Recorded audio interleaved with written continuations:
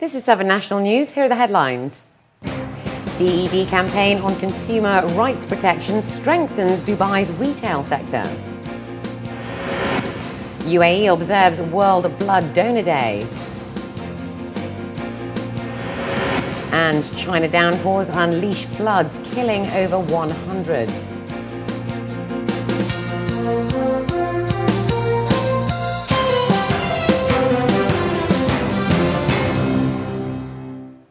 And in our top story, Dubai's government envisions the Emirate not only as a hub for trade, transport and tourism, but also as a key destination for top global retail.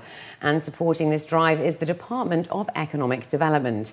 Through the Be Right, Know Your Consumer Rights campaign, the DED is ensuring that the millions of shoppers in Dubai can do so with confidence. June Wrigley has this report. The Dubai economy has experienced enormous growth over the recent years. This is in part due to a vibrant retail and trade sector, which has contributed nearly 40% to GDP.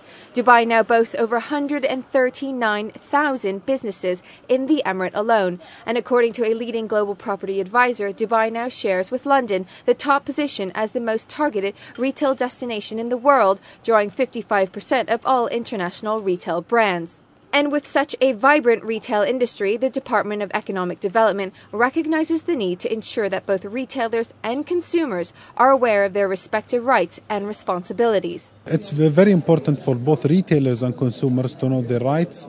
Eventually, this will develop the retail sector in Dubai, which is one of the most important sectors in the economy of Dubai, and will have a very healthy trade environment. We met with more than 1,700 retailers to tell them about their rights and responsibilities as retailers in terms of the consumer protection law, and to discuss some drafts of policies, since we believe that the retailers have an important role in building policies to have a better retail environment and business environment in Dubai.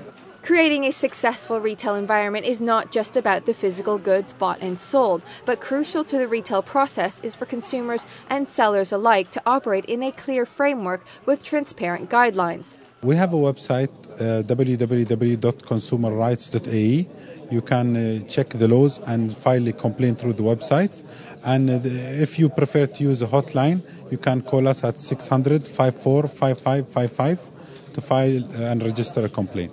The Blue Book is a draft of policies that we discussed with the retailers, and before the end of the year, hopefully, we'll try to launch the first version. In 2010, the DED reported nearly 3,000 customer complaints, of which the demand for exchange or refund was cited as the major cause of disagreements with consumers. Through the launch of its website, hotline and Blue Book, available to both retailers and consumers, the DED hopes to raise awareness among retailers of the importance of customer relations as well as consumer confidence. The DED is adamant that both retailers and consumers have their support, and through this campaign, the retail sector at large will benefit. When we shop, we may not actively think about our consumer rights. However, through the DED's campaign, it's a good reminder to consumers that we have the right to information, the right to choice, the right to compensation, and even possibly exchanges and refunds. But of course, prior to making a purchase, it's prudent to read the fine print, ask questions, and request a purchase receipt in order to fully exercise your consumer rights. June Wrigley, 7National News. In a bid to protect the planet, an innovative business centre was inaugurated today in Abu Dhabi as the first green business centre in the world. Under the patronage of His Highness Sheikh Mohammed bin Hamdan bin Zayed Al Nahyan, His Excellency Awad Mohammed Tarif Al Katbi, chairman of the Royal Business Centre, officially opened the institute today at the Al Wada City Tower. Designed with environmentally friendly furniture and workspaces, the centre has used all recycled materials, right from telephones, paper, air conditioning equipment, and even electrical wires. From the time we take the decision to make a Royal Business Centre, we put in our mind to be green from A to Z. Starting from the furniture we are using, it's recycled. As you said, the papers and the stationery, it's all recycled. Even our equipment, the telephony, the ITs, all are recycled. Even our wires for the infrastructure, it's all recycled. We will be also the first business center in the world who is getting the ISO certificate. The Emirate of Abu Dhabi, with the highest per capita income in the world, is leading the way in green efforts, whether they are investments in major projects such as Masdar or simple day-to-day office setups that provide routine services to local and foreign companies. Acts of philanthropy towards saving lives by donating blood was celebrated by several institutions and individuals today on the occasion of World Blood Donor Day.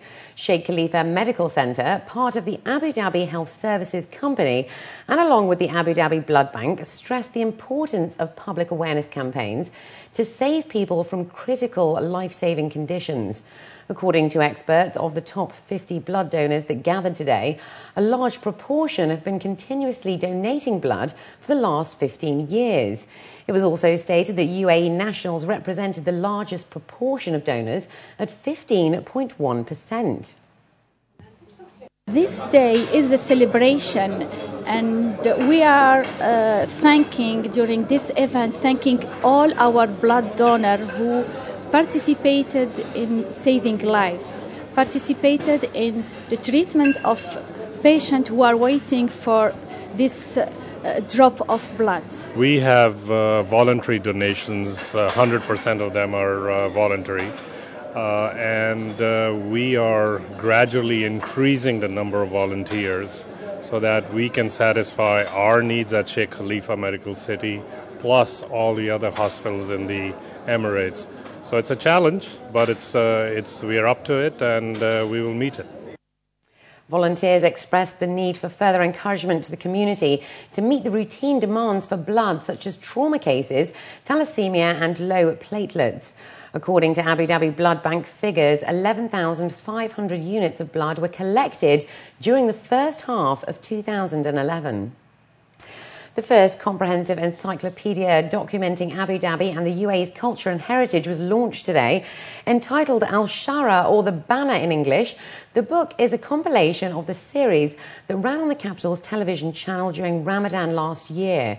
According to the author Saeed Mohammed bin Karaz Al-Muhari, this is just one of the many planned to help raise the youth's consciousness as well as preserve the UAE's heritage for future generations. Residents in Abu Dhabi witnessed the launch of the first ever encyclopedia about the UAE's legacy. The book, called Shara, or The Banner in English, aims to inculcate and promote national identity and pride among residents, particularly the students. It was prepared by Saeed Mohammed bin Karaz Al-Muhari, an Emirati and head of research in the Department of the Intangible Heritage of the Abu Dhabi Authority for Culture and Heritage. He enthusiastically indulged everyone with a book signing session. I am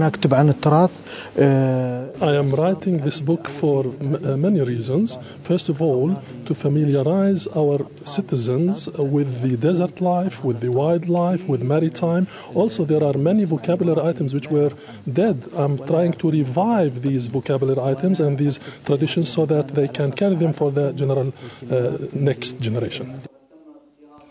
This is just part one of Shara. The book consists of 2,218 accurate information detailing the country's traditions and customs.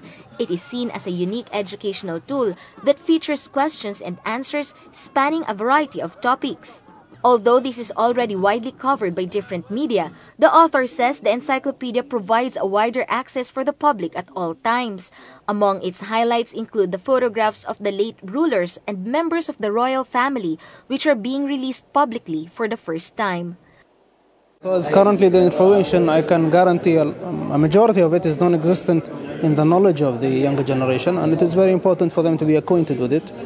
And it is a way for them to permeate the culture with regards to media and otherwise. The volume hopes to take its readers on a journey by land, sea, and desert across the country. It is already available in bookstores, but only in the Arabic edition for now. Translations in English and French are already being discussed to reach an even wider range of audience. Khadija Sali, 7National News. Looking to news abroad now, torrential rains in central and southern China unleashed floods and landslides that have killed more than 100 people, turning areas enduring drought just over a week ago into scenes of muddy destruction. A news agency, the local news agency, reported that the Chinese Ministry of Civil Affairs and the National Disaster Reduction Commission launched an emergency response to the disasters in anticipation of more downpours in the region.